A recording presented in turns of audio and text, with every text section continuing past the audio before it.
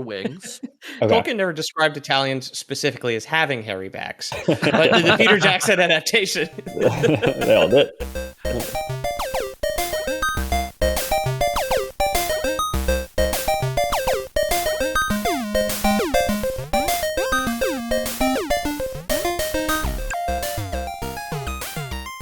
Hey there, welcome Hi. to another episode of The Lore Boys, the #1 fake history podcast. My name is James Ballhog Miller. Who else is here? Ethan Hogball Palmer. Pete, and I'm really into the pipe weed these days. The, The old Pete Long Bottom Leaf is what they're calling me right now. Pete Big Ass Keefe is what we call him.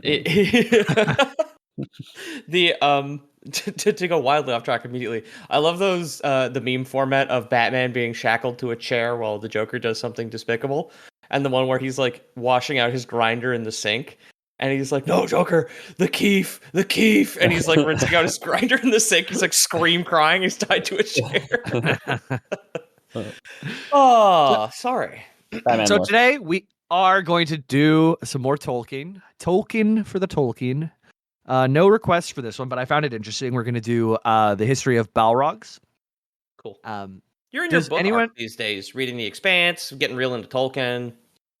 Yeah, I'm halfway through the second book or so. I'm really enjoying it. I wish I had more time to read. I read right before this, but any new patrons? Does someone have them? I can ramble while you pull them up. I don't think we got any.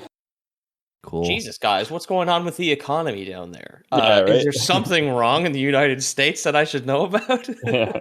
I haven't read the news in about 8 months. Are there world events going on? Yeah, why does the Canadian dollar keep going up? That seems odd.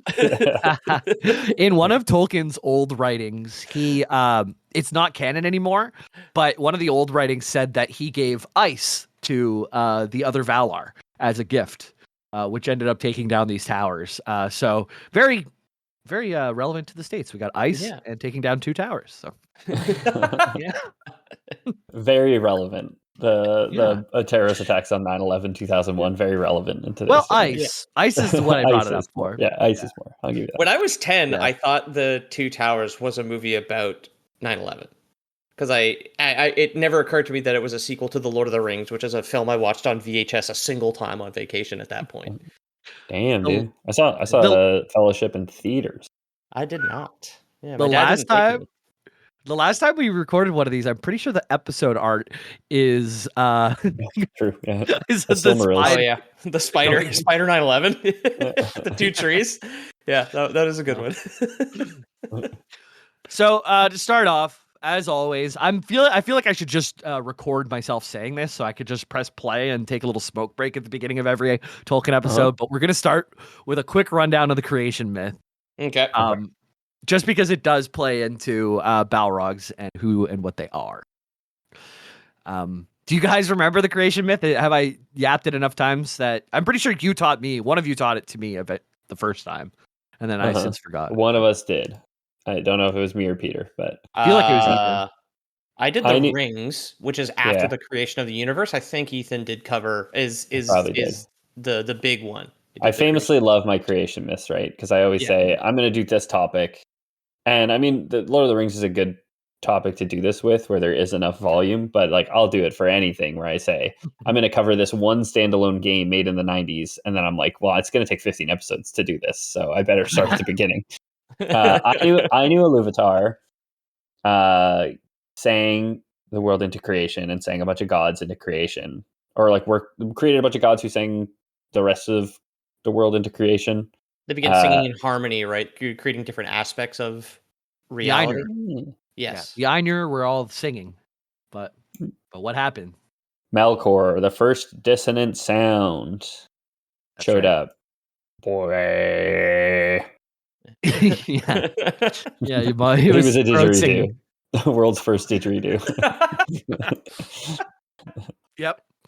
But Iluvatar says, Melkor, even though you're my strongest Ainur, that's okay that you made like Discord and you had other people that sang along with you. Now there's this whole world called Arda or Ea that is all created from your song. And even the discordant notes are part of this total creation, and it plays to this greater beautiful whole, which is like owned by Iluvatar. Yeah, that's what I call my wife, the greater beautiful whole. Yep.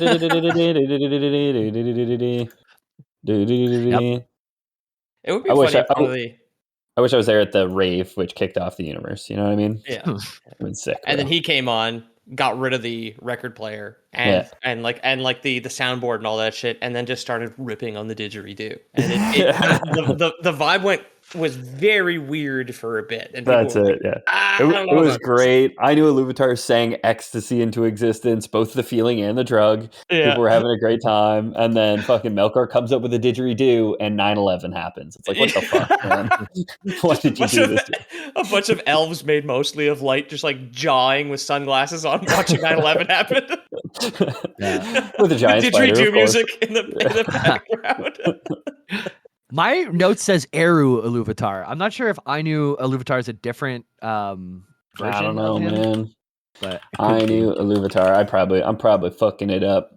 Because he made the Ainur. So that I thought it was Eru personally, but then I was like, is that Isu? It's the aliens from Assassin's Creed.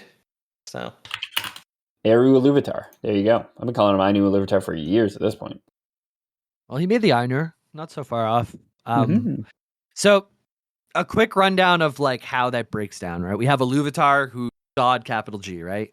Then he has the Ainur, who are all these divine spirits in the choir that we're singing. Melkor being the strongest of the Ainur, thinking he could make his own world, but ends up just creating like more complexity into Eru Iluvatars. Then there's the Valar, who are the most powerful of the Ainur, enter Arda, or the world Middle Earth, to shape and govern it. They step out of the universe into a concrete world, and like by stepping into this world as a Valar, you take on things like becoming tired, pain, the risk of death. Everyone could be killed. So they enter their painting, you know, like Super Mario 64, but they're vulnerable in there. Super Mario enters a painting in like enters creation is just like encounters joint pain because he's like, I'm in my late 30s. Yeah, Melkor stepping out of infinite bliss, like, if you could jump 3 times your height, you would probably have a lot of knee pain. True. Oh yeah. Do grasshoppers have knee pain? After Valar. Almost certainly, right? Yeah, I don't know. Do they feel pain at all? Well, now we're getting in the weeds, man. Okay.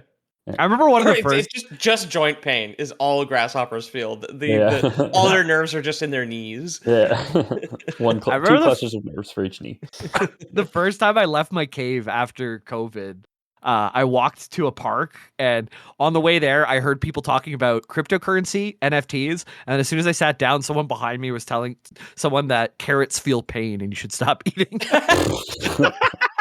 That's such a NFT crypto bro conversation to have. Like, it's like his explanation is why he's on the carnivore diet from Joe Rogan, has the most brutal diarrhea of his life. He's like, carrots actually feel pain too. So that justifies why I can't stand up anymore because of my stomach cramps. Yeah. So, okay. Eru Iluvatar, God, Ainur, the choir, Valar stepped into the painting, and then Maiar are under Valar. And they're the lesser Ainur who serve and assist the Valar. Right. You got your Gandalfs. You got your Morgoth, I think. Certain other things that we may be talking about shortly. And so on and so forth. Yes. So Balrogs, they're also called Valaraukar. Valaraukar? I knew Valaraukar. I'll put that there for you guys. They were originally Ainur. So they were part of the Discord notes. So once that nasty didgeridoo came in, they're like, oh, I like that shit. And they started didgeridooing as well. Okay. And then once they entered Ea, or Arda, the world of Middle Earth, they were Maiar, lesser spirits at the service of the Valar. So most of you know what Balrogs look like because of a very iconic moment in the first Lord of the Rings movie, The Fellowship of the Ring. Well, how would you describe a Balrog? Flame and Shadow, Flame and Shadow, very good. of course. Yeah, I've seen different versions of it. I've got some like retro sci-fi art here, like from the 70s, because I think I'd heard somewhere, and I'm just pulling this out of my ass, that the design of the Balrog was not actually like locked down completely as to what it looked like from the book. It is made of shadow and flame, but like I think the wings are from like the animated movie in the 70s, is what Very I'd good. heard. And like they made it more of a dragon monster in those movies afterwards, but like otherwise it's and that just takes on a life of its own now, because even in like the Middle Earth Shadow of War, the second one, you have to like defrost a Balrog to get a piece of its body to become a ring wraith or something, and then I'm sink it playing- into a lake or whatever. I'm still playing that this week. I just beat the Oh, sorry. Nazgul. No, it's fine. I don't care. I just played beat the Nazgul a couple nights ago and got into Act 2. So Cool. Yeah. part of the reason why I'm doing this episode, we watched the third movie, and I played that game. You know what? I could always do more Tolkien. I've been hankering for a rewatch personally. Yeah. Pete, so you touched on what our whole second half of the episode will be, is do Balrogs have wings? And I'm there's sorry. point. No, very good. Cool. Very good. You saw it coming. So there's points for and against, and it all comes down to interpretation, because with Tolkien, he uses words like fly, but in lots of ways. Like Gandalf will say, "Fly, you fools." But Right. He doesn't mean use your wings and fly away. Well, no, the Donkey Bill was hauling their broomsticks, which they sent back because a mine was no place for a mule, even one is, or a pony, such as Bill. Right? Right. How could they fly? They ain't got no broomsticks. Yeah. Checkmate, atheists. Whether or not they have wings is up to interpretation. Either way, the art with them, with their like big flaming whips, demons with just huge wings, like riding on the back of a dragon, cool as hell. Yeah, Peter Jackson's realization of what a Balrog looked like, whether or not that was what Tolkien had in mind, is phenomenal. It's a very, very cool design. You guys see these birds running on my lawn? No? Okay, there you go. Just two birds ran across my driveway behind me here. Sorry. It looked like road. Oh, there's a coyote chasing them with an axe. Yeah. Like he's like on the back of like a TNT rocket, basically. My neighbors 2 doors down are literally the Wileys, so Oh, it's true. literally that's their last name. So I'm always on the lookout for giant came magnets. if a coyote wandered over, it could be a wily coyote. I never trust tunnels here. If I'm ever driving and suddenly there's a tunnel where there wasn't a tunnel yesterday, I'm not taking that tunnel. Like panic hitting the GPS. It's like, we're going around, Ariane. We're going around. So the first mention in Tolkien's canon timeline for Balrogs is way back in the First Age, is after the fall of the Two Lamps. And this is written in the Silmarillion. Fall of the Two Lamps, I had no idea what this was until today. So I can explain to you guys what it is. Okay, I know what it is, but I'm curious to hear what you think it is. Okay. So you might remember back when we did the Silmarillion episode, we talked about how the stars were put into the sky were like the little pokes of holes of the Valar, the Mire, I forget. But before then, they needed light in the world. After the shaping of the world, the Valar created two great lamps, Iluin and Ormal. The sun and moon, isn't it? So this is before the sun and the moon. The sun and the moon come after the two trees that get 9/11 by the spider and Morgoth. Right, yeah. Right? Ungoliant, So this is like kills the trees, right? She's she's hiding in Pakistan, but they invaded Iraq anyway to find Ungoliant or something. Yeah. the giant spider that no one could find in Pakistan. This is the first solution for light. Like before they had the trees, before they had the sun and the moon, they're like, this place is real dark that we sang into existence. Not a lot of brightness in a didgeridoo, so we gotta really we gotta set up something. So there's two great lamps, Iluin and Ormal, and they're placed at opposite ends of the world, illuminating the lands and giving them warmth. So you can look all the way east and all the way west, and you can see a light. Okay. Our boy Melkor, or Morgoth, as he'll later be known, he wasn't the evil force that we know him as today. He's still just been a bad boy who sang a dirty note in Big Daddy God's song. Right? He sang the brown note, and everyone pooped. Yeah, Everyone pooped their pants. that's what they're pulling all the orcs out of later in the movies. It's just all the God poop. God poop. God poop emoji. So yeah, he's kind of an angsty teenager, like new demigod, and he's still the most powerful of the Valar. And he gets jealous because he's like, these other Valar put up these two beautiful lamps that light up the whole world. I hate that. I really don't like that. Okay. Did he say why? Is he just a NIMBY or? I got no problem with people putting up big lamps. Okay, just I don't know. This neighborhood's kind of gotten by in darkness for a long time, so I don't see why we should have big lamps here. Next will be two big trees. Then it'll be public housing. Ugh. Yeah, Limbies, lamps in my backyard. Good, very good. Like the limbs of a tree. You get it? Oh, Which will be the next one. So he destroys the two lamps, and this causes massive chaos. As these huge towers fall into the water, it creates like a rift and a giant flood, and the destructions of the lamp makes the whole world dark and reshapes the geography of Middle Earth completely. It's the great division of the world. The Valar retreats to the western part of the world, Aman, and Melkor flees to the east. So this is even where we get the split of like the west and the east, where like the elves go, like where Frodo sails at the end of the trilogy. Right. Yeah, to the Undying Lands. Yep. Okay. And then that's where we get the two trees of Valinor. So afterward, the Valar creates the two trees of Valinor to bring light to the world. We cover this in the Silmarils episode. I recommend checking that one out if you want more context on that. Yeah. It's not as easy to knock over a tree as it is to knock over a lamp. You gotta throw an invincible spider at instead of a demigod. So yeah, back to the Balrogs. The first mention of them is right after the two lamps were destroyed. So it didn't read this way when I read the wiki, but it was really cool to think that all the light in the world had gone out, and now Melkor is surrounded by his burning demons. So the only light around him would be those like Peter Jackson giant demons like lighting up next to him, which I think is to think. They have little nightcaps on them, and they like illuminate their own Victorian hallway. Like, who goes there? Is that you, my lord? Yeah, they're like whip wrapped around a candle that's just completely melted at that point. Yeah.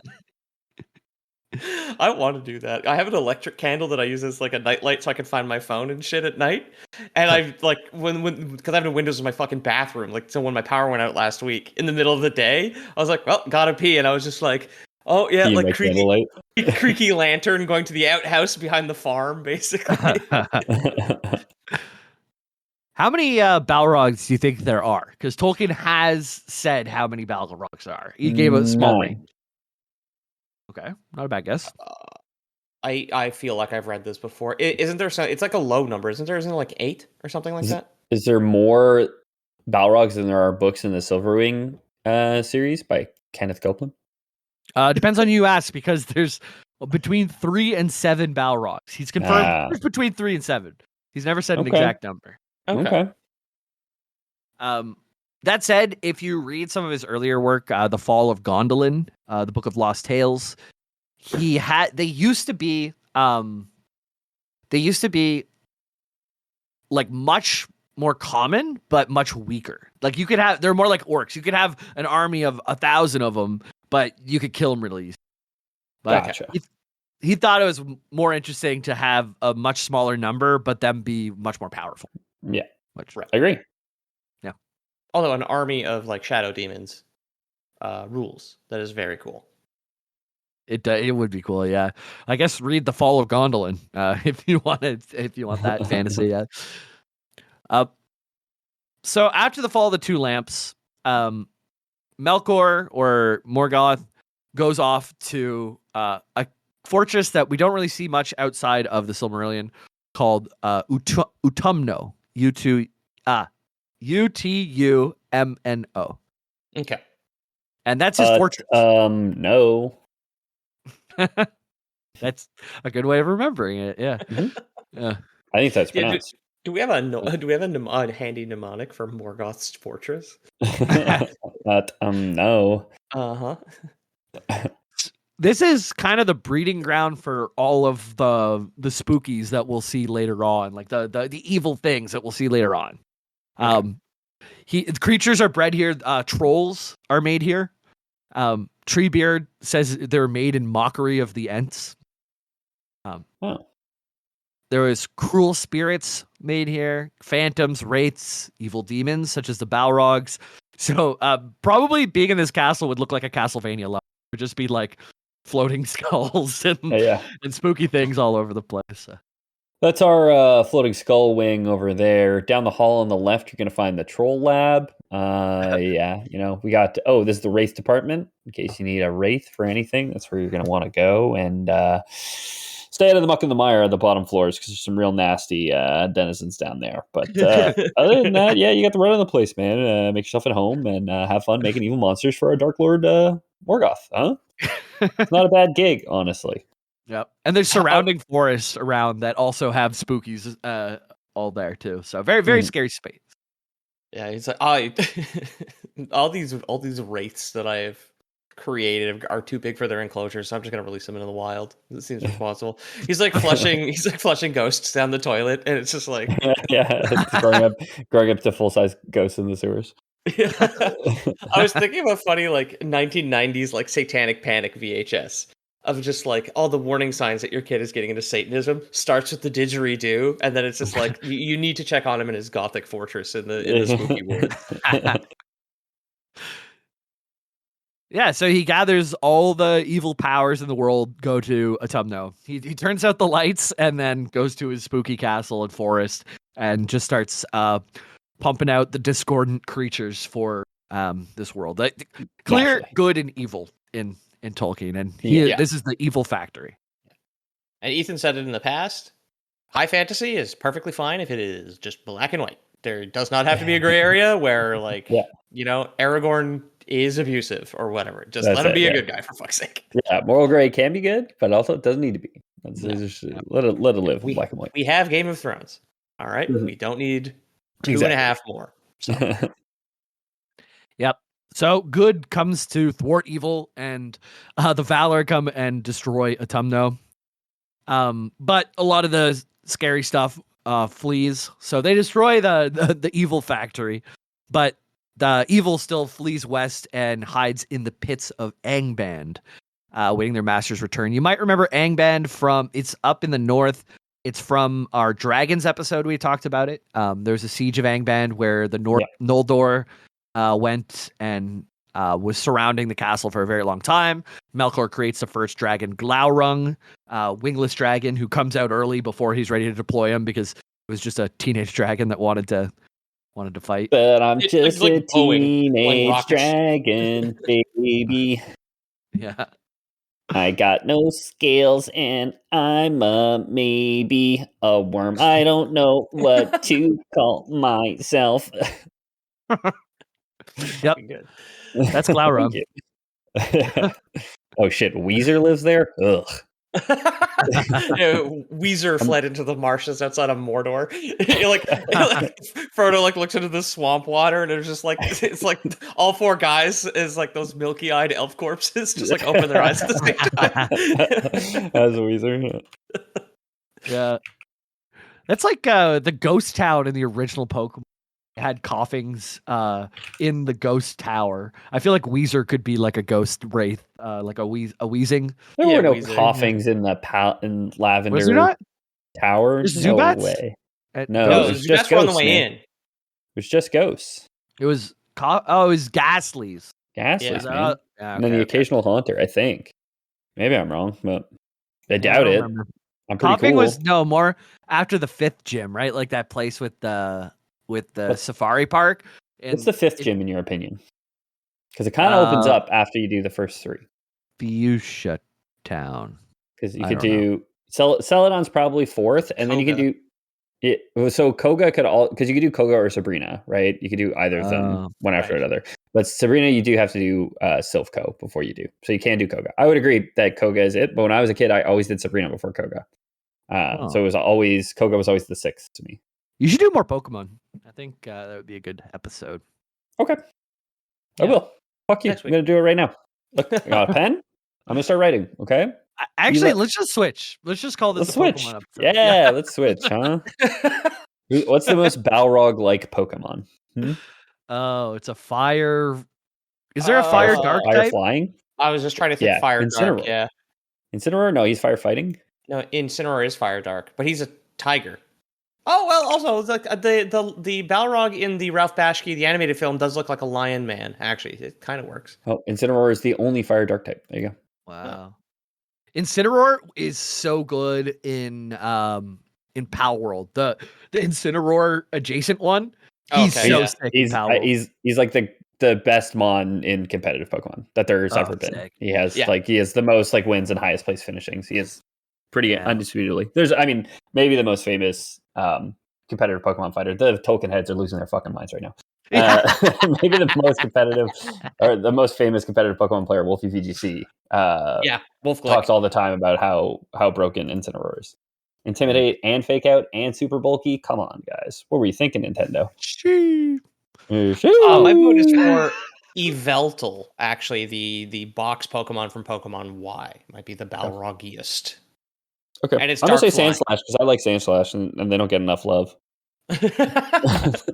I'm more of I like my underrated fave is like Jumpluff. So I think if the little dandelion Pompon, whatever, like whips a vine around Gandalf's leg and pulls him off a bridge, would be pretty cute. I don't know about underrated for Jumpluff, but Tolkien heads, I'm sorry, but I'm going to bring us even more off track. What color is the number 7? What? What color? if you had to assign a color to the number 7, what color would you assign? Is there one that should be coming to mind? I guess. So I don't know. I'll talk you through my thought process here. My first honest gut instinct was blue. Okay. But when I did give it a little bit of thought, I said red because the lucky 7 in a slot machine. That's exactly what I was going to say as well. Was red on but yellow. My first thought was blue for whatever reason. I said it's got a blue aura. Yeah. Blue is high up there. Someone I asked said blue. Me and Kat both said yellow. Yellow's fucked up. You guys are so fucked up. It's crazy. Sandslash made me think of that. When I think if I had to assign a color, you can't just say Sandslash made me think of that. Because whenever I think of you, I think I would assign yellow to you, and then you'd like Sandslash a lot. I'm like, that makes sense. Both yellow guys. Alrighty. Yeah. Anyway, Jesus, here I am trying not to be too stoned on a Balrog episode. And then just say, Sandslash, my color is a 7.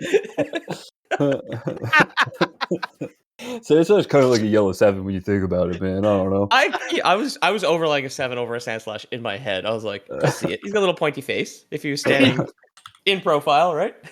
All right, sorry, Tolkien heads. Yeah. Okay, we're still in the abstract world of Tolkien, but not so abstract that we're assigning colors to ideas. Colors to ideas to Sandslashes to numbers. Yeah. How would you describe the number 7 to a blind person? Yellow. Yellow. Wait, what?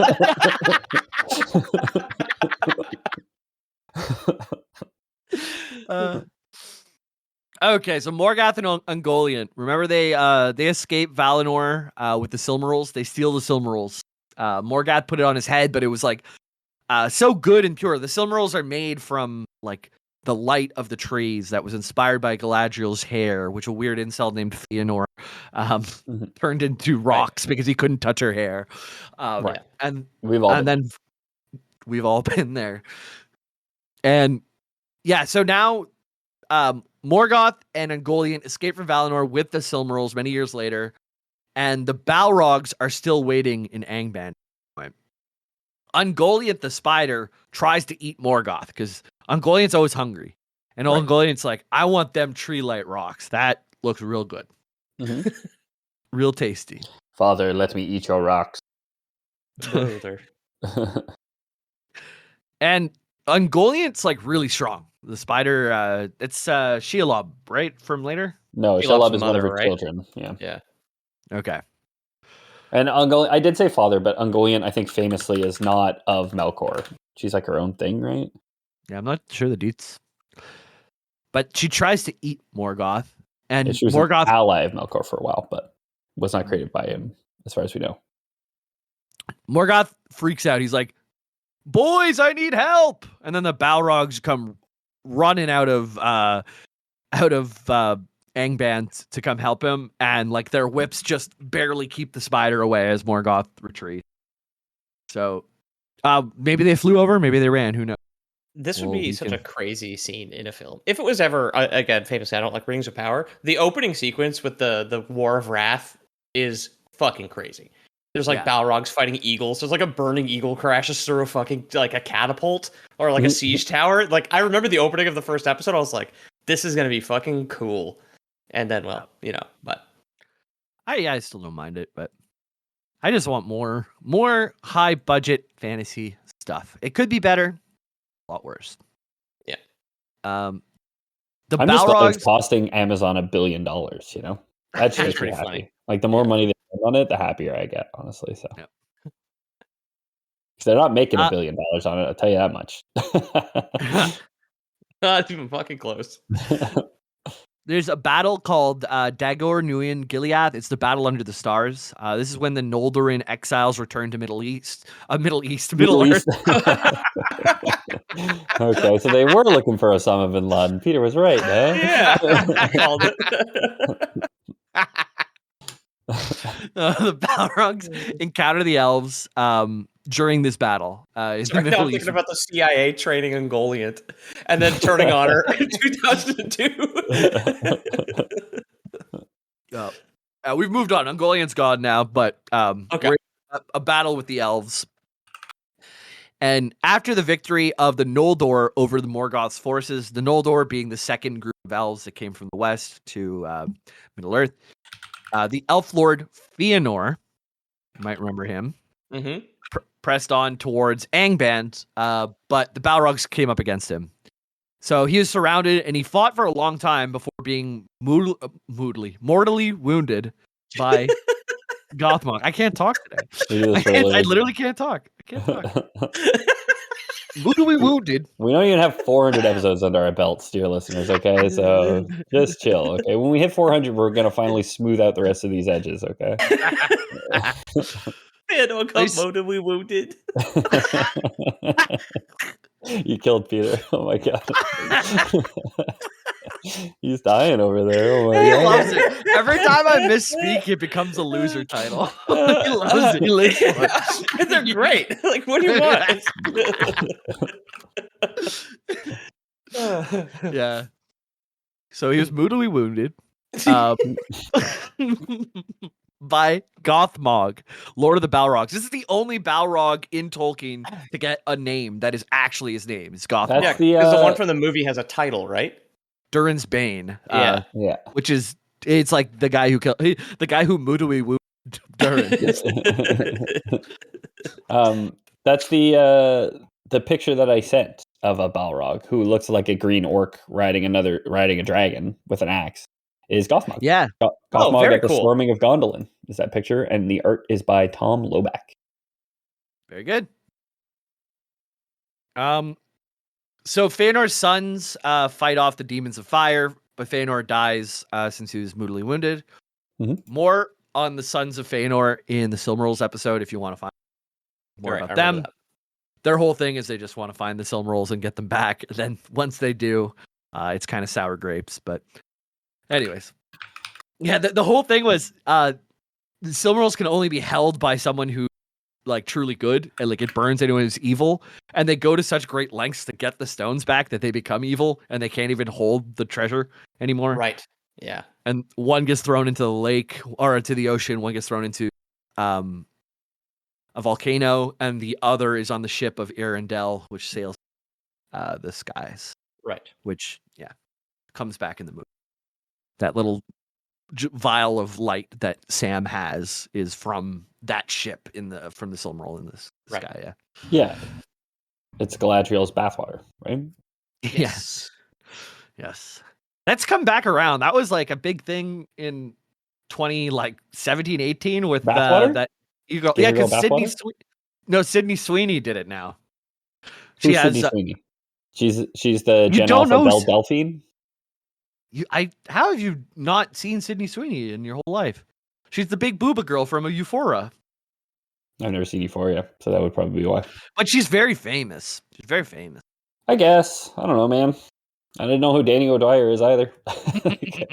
Okay, but like a famous gorgeous woman and a games journalist are two different tiers of person that you should know who they are. Never Sydney seen the Sweeney's film more in my like life. mainstream famous, and I think Danny O'Dwyer. I didn't know who Danny O'Dwyer was. I am knew. less likely to know somebody mainstream famous than a gaming guy on YouTube. I'll say that much. I don't watch TV. All I watch is gaming YouTube. So maybe, Fair. but definitely more shocking to me that I didn't know who don't know who Danny O'Dwyer is. But Okay. Well, anyways, moving on. She was in Madam Web. Yeah. Oh, of course. She won the Oscar for that, right? Yeah. She was nominated for 3, but and then went home with 1. So. An actress, was nominated for 3 Oscars.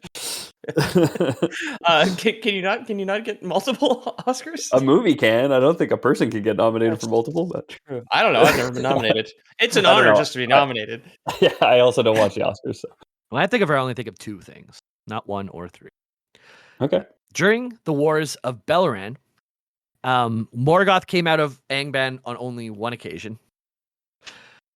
Most of the time, he just sent the Balrogs out to fight and lead in battle, and 2 of them were killed in the fall of Gondolin, which Ethan just mentioned. Gothmog, who was killed by Ecthelion, an elf, and another one was killed by Glorfindel, an elf. We don't have the name Balrog. Okay. All right. Which Tolkien has done before, because only one of the ring race even officially has a name, right? Out of the 9 of them. Yeah. Out of that's right. Yeah, for the Nazgul. Hamul, yeah. Krungus, yeah. Yeah, exactly. Krungus the ring wraith. All these beautiful Old English names. Krungus the wraith. Every time we talk about something, I always want to play it, and I know I'm going to launch Shadow of War. Is that the second one? Yeah. Right after this. Yeah. Hell yeah. So only one Balrog appears after. There's the War of Wrath happens, right? During the War of Wrath, some Balrogs actually escape the destruction of Beleriand and head deep underground. Namely, one. We don't know how many actually made it out, but one Balrog that everybody knows, who knows Lord of the Rings, is Durin's Bane, the you shall not pass moment. He goes deep into beneath the Misty Mountains, and back then, this is the first age. That happens in the third age. So this is thousands of years apart. The tunnels to get down there are completely different, and he gets all the way down under the mountain and hangs out for a while. Yeah, I mean, famously kills Gandalf, right? So yeah, does yeah. So yeah, I did a little bit more research on how that goes down in the books, and it's really cool. Something that I didn't know, like Balrogs kind of look like their forte is like their strength, their flaming whips, their burning, their darkness. Sure. But they're also like would have a really high int stat if you put them on a character sheet because they're really magically proficient. In the Fellowship, they flee like the Fellowship in the Fellowship of the Ring, the Fellowship with the Ring, like flees through a side door, and Gandalf puts a shutting spell on the door. But the Balrog hits him with a counter spell like immediately. That just like someone who's like very good at magic, Gandalf, just gets like completely outspelled by Balrog and Durin's Bane specifically. Because they're similar power levels, right? And like they're both Maiar, yeah. At least in the movies, Gandalf's no slouch with a sword, right? Like he does fight with a sword in the movies. I don't know if he does in the books. As well as the book. The sword is actually very important. There's only one type of sword I believe it's from Gondolin. Yeah. Only Balrogs have only ever been killed by swords from Gondolin, ever. Huh. Yeah, cool. He has like a millennia old sword, right? Like he's got like a really ancient elven blade. Yeah, I'll get into it in a couple seconds here. Cool. Yeah. Cool. Because sorry, I mentioned that because Gandalf and Balrogs are on similar power levels, right? Like they're both like angels. Yeah. But like Gandalf is more scared of this Balrog than he is like the final fight with Sauron. Or against like hordes of orcs. Like when he's like he knows it's a 1v1 and it's gonna be a close one, you know. Mm-hmm. Yeah. Well famously they kill each other, right? Yeah. Sure. They both die. There's only 3 reasons why Gandalf was able to kill kill Durin's Bane. But before I get to that, he did a counterspell, right? Like the Balrog hits him with a counterspell. Then Gandalf's like, okay, I'll just use a word of command to stay the door. And then the Durin's Bane hits him back with another one. The door just shatters into a million pieces because of so much magic that's happening inside the door. The door's like, please, I don't want this. Mom and Dad are fighting again. Yeah.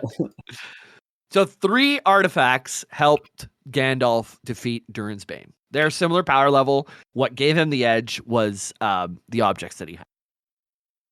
So number 1, the sword Glamdring, forged by the elves of Gondolin for their king Turgon. The sword remembered its foe and rose up in anger, consuming the Balrog sword in molten metal so that it had only its whip left. Cool. So, yeah. Yeah, like the goblins in The Hobbit are terrified of Gandalf's sword, if I recall. It's pretty legendary, and it's like super old, very strong. I don't know what they were doing in Gondolin to make such good swords, but they stuck around for a long time. Fucking 1,000-year-old. It's that 1,000-year-old elf magic, like those magic elf smiths that made the rings. It's longevity. Second thing that helped him. Do you guys want to guess the 2 other things? What do you think? Is staff? Yes. That was number 2. Oh, and the power of friendship. That good pipe weed he was smoking. So his staff, he breaks it on the bridge, and it unleashes all of its power in the Balrog's face, described as an eruption of blinding white fire. This is likely some power of Manwë and God imbued in the staff, which was able to stun the Balrog long enough that he fell into the narrow cavern and could no longer fly out, because we don't know if he can fly or not. But yeah, be hard to take off. You're upside down anyway, like he is in the movie. Yeah, I think. I mean, I read the Silverwing books, so that's my real reference of powered I flight. mean, this being this magical, I'm gonna go ahead and say, like, you don't even need wings to fly, right? True. Like you're just you're fire and smoke. You're smoking fire. Like I just remembered something. In an earlier rating from Gandalf, not Gandalf, from Tolkien. Gandalf's autobiography. Yeah. It's talking about how Sauron wanted to learn the power of flight.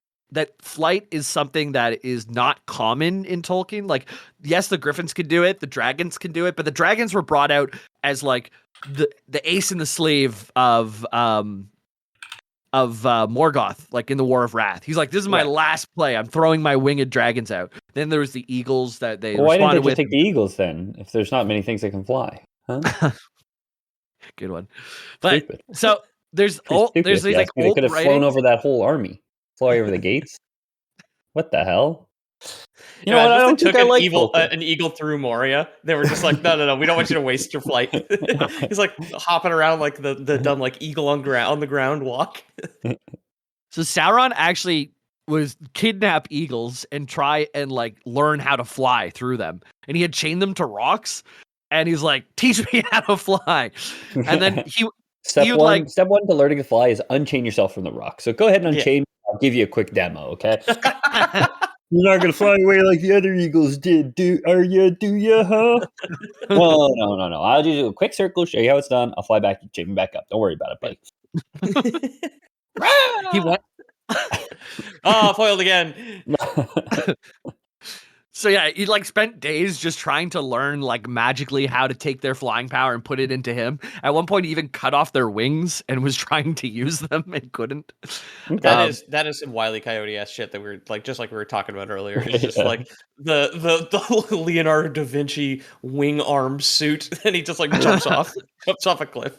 So what you're going to want to do there, Sauron, buddy, is just walk off a cliff and you'll be fine. Just make sure you don't look down, because as soon as you look down, that's when you fall, huh? Yeah. Oh, okay, if you're sure. He starts eating voles and worms trying to fly. The eagle's power of flight comes from their food. Yeah. He's eating rats. Yeah. That's why I'm so fruity. Yep. Happy Pride. So the third thing was not voles, worms, wings, or eagles to help him beat Durin's Bane, but it was Narya, the Ring of Fire. He had a Ring of Power. It's a pretty big deal if you're going mire to mire. Uh-huh.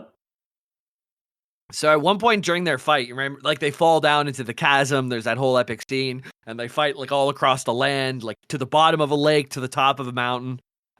When they fall into the lake, the Balrog's fire was extinguished, which means he couldn't use his whip. So he chose a new strategy to retreat. He outrun Gandalf. He went up the Endless Stair, a mountain, in a desperate attempt to tire his foe and escape. But the ring empowered Gandalf. It gave him like that extra 10K on his run. And he was able to chase him down, even recover from the shock of the freezing water. They reach the summit. The Balrogs cornered at last. Lightning reach is in the background of the mountain, and they're fighting this like huge beast against this impossible might of a small old man. And at last, he was thrown down by Glamdring. Durin's Bane, slain, fall down, broke the mountainside, and shattered the ancient stair. Gandalf the Grey, so exhausted, beyond the help of any magic ring, just collapses and dies. So it takes out both of them. So he just had a Fitbit, is what you're saying. Something to really motivate him up that hill. I gotcha. A Fitbit will... Gandalf cast Fitbit. I get it. You can run up a mountain if you just buy. He had Fitbit. a Whoop ring. That was one of the great rings that he had there. It was just it was monitoring his heart rate. That's so funny you say ring. Because now I have an outro and it just makes it sound like I have a speech impediment again. Let's talk wings after the break, but actually wings, not wings. Gotcha. Yeah. Welcome back from the break, everyone. We're gonna talk some wings. I'm having a hard time focusing because Pete posted a picture of Sydney Sweeney in her episode pics. I guess we'll have to share that with the patrons now. If you join. Yeah, exactly. You guys have never seen a blonde chick with a big rat before, so this is gonna blow your fucking mind.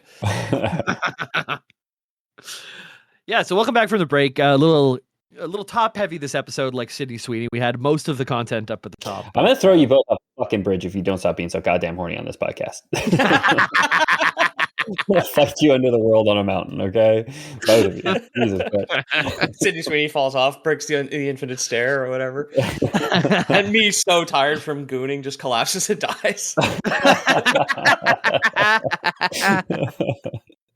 All right, welcome back to the break. We're going to get into one of the most popular lore debates in Tolkien. Do Balrogs have wings? Do you guys have a gut feeling on what side you're on already? All of every interpretation I've ever seen, up until the older looking art that Ethan just posted today, they've always had wings. They had wings in the 70s movie, then which I saw before the live action one. Then obviously it's got huge like shadow smoky wings in the movie, and then the movie just basically locked in exactly what a Balrog looks like, because in video games and whatnot they look the same as they look like they do in the Tolkien film, in the Peter Jackson movie. So I'm gonna say yes, personally. I think I will take the opposite side of that coin. I do think, again, I recognize that the two movie adaptations, the Bashki and Tolkien ones, do have wings, but from what I see on the Wikipedia, from a very quick glance, like me going through a fucking 5,000 page Wikipedia page, or a 5,000 word Wikipedia page while we're having this conversation. And I'm curious to hear what you have to say on the subject, Jamie, in terms of facts, but it doesn't seem like he ever gave them wings. And I like them without in some ways, right? I just like them being like, in my mind, they're almost, and it's one of those things that comes up fairly often when we talk about like books transliterated to other forms of media, where it's like, it is hard to, you can do things in books, you can describe things in books, which just don't work in movies. I've never seen the movie Annihilation, but I'm curious to see it, and I know it was entirely within my control to go see it at some point. But I read the books, and it's like there's a lot in the books that would be really hard to show in a movie. So I'm fine with Peter Jackson showing like he's clearly evil because he looks like a devil guy. But I'm much more interested in the version of him that's like the smoke monster from Lost, is like the Balrog. You know what I mean? Right. Like, that's cool to me. Yeah, like Balrogs, like to your point, Ethan. Whenever a Balrog showed up, like whenever the dwarves mined too deep in the Misty Mountains and freed the Balrog, they didn't see the Balrog first. A shadow came over the light, like almost as if like there was something blocking in front of a candle, but it was more just like the existence of darkness around. And everyone, a Balrog can't sneak attack someone because you'll feel a sense of dread before it arrives. It has an aura of a sense of dread. Okay. So it is much in the books, like more kind of freaky and smoky and Yeah, which is how I like it. So I win the debate, I think is what Jamie said. He gave me a point, and Pete, you lose. It does Sucks. kind of also materialize just out of fire in the film too. Like in the adaptation, it's like not there. He like rises out of the ground, basically, right? Yeah. Yeah. And I mean, like, even that, like, are the wings real? Yeah, is his body real? Is he just like appearing like that in that moment to instill fear? Is that like that sense of dread that he's instilling in people? It's like you're shown something in a movie, right? When I did the research, they didn't say Balrogs are fire demons. They say Balrogs take the form of fire demons. So it's Right. like, yeah, I don't know if that's just the wiki saying that, but it to your point, that does work. I would say against wings if I had to take a side, just because from the research I did today, that's what I feel like is right. But I can really see a strong side. Like both sides have strong arguments. I've Yeah, it yet to seems hear like a strong side for wings, but other than it was in the movie. On the topic of the movie, let's also say these are the people that did the Hobbit trilogy, right? So are we really giving them a lot of credence here? Are we really throwing a lot of weight behind them? Peter Jackson did a great job with the original trilogy, but if we're going to talk about kind of biffed it after that. being loyal to canon, he lost his cred there. Okay, Yeah, it's me. So I'm right. Still, So this DeviantArt that Pete posted has no wings. Just got a hairy back. That's a hairy back. yeah, I Balrog. thought that one was really cool. Mm-hmm. hairy back. Well, let's start with the argument for wings. Okay. Tolkien never described Italians specifically as having hairy backs, but the Peter Jackson adaptation, They all did. So in the Bridge of Khazad-dûm, the most common reference for winged Balrogs is the vast wings language that they use there. So it's like, here's the quote: "Swiftly they arose and they passed with winged speed over Hithlum, and they came to Lamath as a tempest of fire." So winged speed. It could be like a metaphor, quickly, a literal reference to physical wings. There's a big thing about the verb to fly. And Tolkien uses it fly as in move quickly, like a lot. Yeah. I was listening to, I think it might have been In Deep Geek. It was one of these YouTube channels where someone counted the verb fly in the Fellowship of the Ring, and it came up to 47 times, and 25 of them were referring to just moving quickly. So over half of the time. he's using it like flee, like a different tense of flee, right? Run, yeah. Run. So I think there's like between 10 and 15 of actual like winged flight, but there's 25 of just move fast. So it's hard to say. Okay. Here's another quote for an argument for wings. "Thus they roused from sleep, a thing of terror that, flying from Thangorodrim, had lain hidden at the foundations of the earth since the coming of the host of the west, a Balrog of Morgoth." But that's just cool. okay. So that's just the same argument, though. That's still just the fly argument, right? We're flying again. Yep. Yeah, because it fled from the siege, right? Like the siege of Angband, or Thangorodrim, which I do not recall what that is at all. Yeah, me neither. It took me like 5 tries and my mic cutting out to get that name right. I still don't have the rest of the sentence yet. Maybe you were just butchering it so bad that the Tolkien heads out there started sabotaging the recording. All right, now I do remember this because I had looked into it before. These are the 3 mountains that Encalagon destroys when he gets killed. He crashes into Thangorodrim and destroys it, right? Right. The big dragon. Yeah. So, arguments against wings. We're already there. And next time we're at a sports bar or something, we're going to have arguments for and against wings. And I'll do some research. 4 wings is going to work because I'm getting some buffalo. I'm a honey garlic man if I'm not going spicy. I love it. So here's some arguments against wings. So many are the songs that have been sung of the duel of Glorfindel with a Balrog upon a pinnacle of rock that in a high place, and both fell to the ruin in the abyss. So they fell. I threw down my enemy, and he fell from a high place and broke the mountainside where he smote it in his ruin. He fell. They fall all the friggin' time for guys who have magical flying wing powers. Yeah, I was gonna say, like, despite the fact that the Balrogs are depicted with wings, they're actually only ever shown on screen as falling, which is the opposite.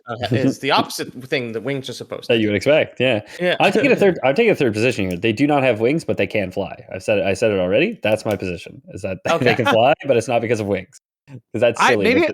I'll go the opposite. They're pure magic angels, and they need to fucking flap their little, like. That's how they fly. Come on, get the fuck out of here. They're monsters of pure darkness. Like they could just fly. All right. I'll go opposite. They have wings, but they can't fly. Can't fly. They're dodos. Yeah, because that's why there's so few of them left. They went the way of the dodo. Right. Oh, yeah. That makes sense, yeah. Well, yeah, and like that plays into the point of Sauron needing to chain an eagle to a rock to try and coax flying out of it too. It's like they just don't have flying magic rather than chaining a Balrog to a rock, which would be easier to do.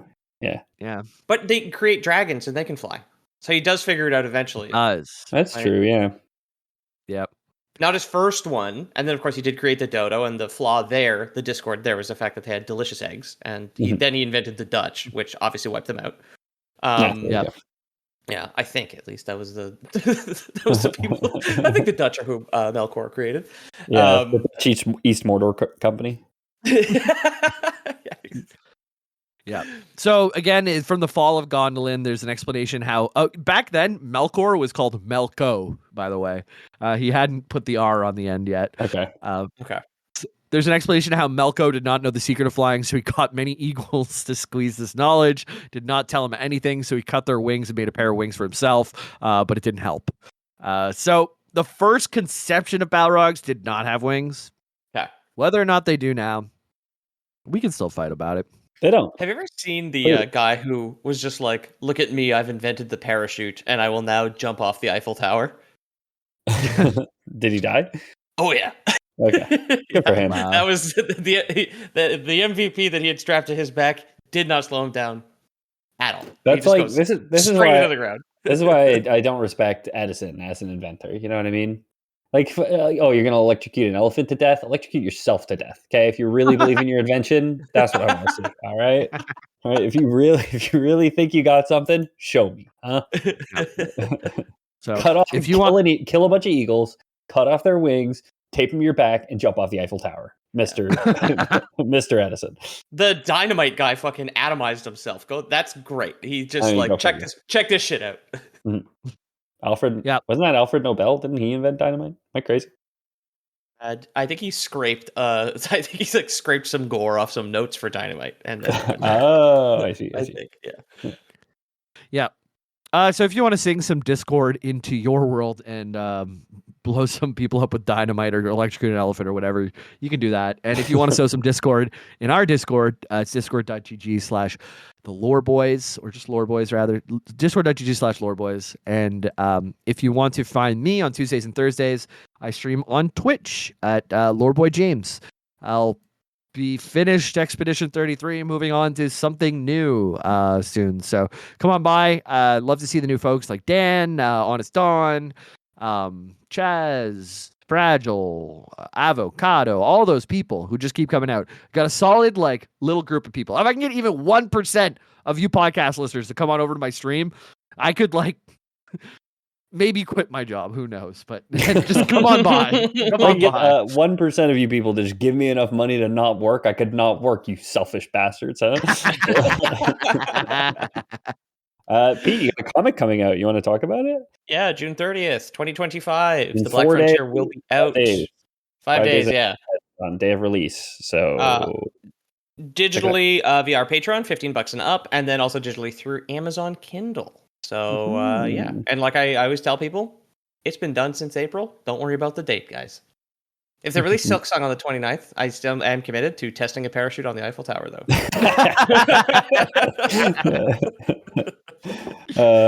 Thanks so much for listening. If you enjoyed the show, consider leaving us a rating or review on your podcast app of choice. It really means a lot. All the people commenting on Spotify that we see these days. Big shout out to David, our moderator, and Honest On, our other moderator, but particularly David for helping with the YouTube video. Sorry we've been so slow, buddy. It's not David's fault, okay? That our YouTube videos are slow. It's our fault because we're goobers. But I told you at the top of this episode 400, we're smoothing it all out. We're running like fucking clockwork. full of promises that everything's going to be on time all the time and no mistakes and no clipping and dropped audio during the episode.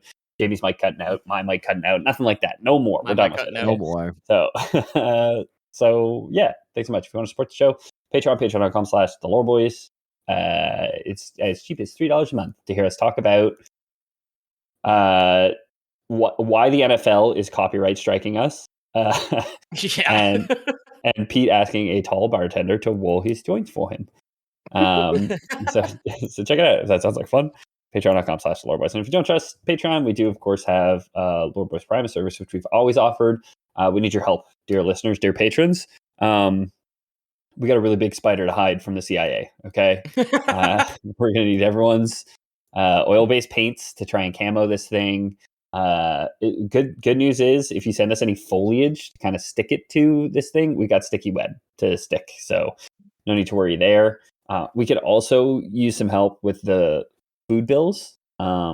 This spider's eating a lot of really big trees. Okay, so Yeah, we're gonna need some help planting some 500-year-old redwood trees for the spider to eat. If anyone can afford them, just go to California and cut some down. So I don't even think it's a big deal, honestly. If you cut some down if you just tell the forest rangers who are going to try and charge you with a federal crime, if you just tell them it's for a giant spider, I think they'll be cool with it. So yeah. I mean, they're not doing anything about it. Everything burns down every couple of years. Like we got to do some type of thinning of the herd here.